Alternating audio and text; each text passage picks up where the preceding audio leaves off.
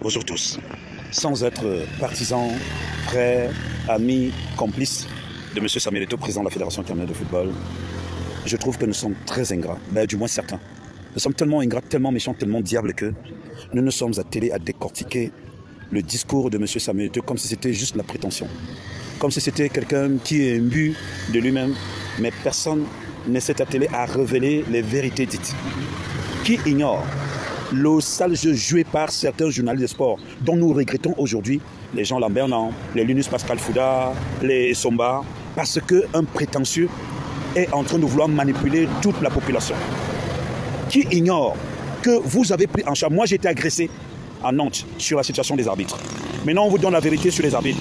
Personne ne peut dire qu'il va relayer la bonne information que les arbitres sont pris au soin. Certains même étaient presque mourants à l'hôpital, on s'en est occupé.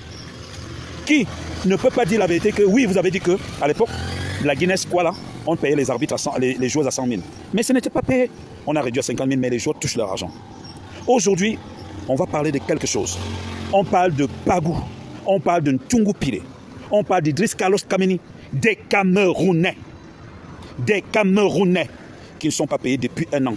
Et un jeune, un président, décide de solder les arriérés, alors que tous ont le contrat. Donc si le ministère et l'argent de l'État payent Marc Brice, je ne sais pas combien de millions le mois, et que nous avons des Camerounais qui ont servi et qui sont là, qui subissent toutes les émulations et qui décident de les payer. Vous ne relayez pas l'information. Qui d'entre vous, avant l'arrivée de Rigobertson, la fédération devait, je crois, 15 mois d'arrière, lorsque son était entraîneur, je crois, des A' ou des U23. Ce jour-là, Rigobertson m'avait dit, il préfère lui m'acheter de l'eau, il préfère ceci. Il a même refusé, étant sélectionneur des Lions, la voiture qu'on lui donne, un vieux 4x4. Il n'y avait pas de carburant, il mettait le carburant. Mais un blanc est arrivé, on lui a donné un 4x4 neuf, on lui donne l'argent, il a le carburant et tout. Personne ne s'est révolté. La seule chose que vous avez inventée, c'est que revendiquait son salaire. Et il fallait taper sur Eto'o. On dit, lorsque M. Obama disait n'importe quoi sur M. Samuel Eto'o, vous l'étiez en train de le relayer. Maintenant que M. Eto'o fait preuve de grandeur, de stratégie, il remercie M. Obama. Vous êtes taiseux, calme, hypocrite, méchant, diable, sournois.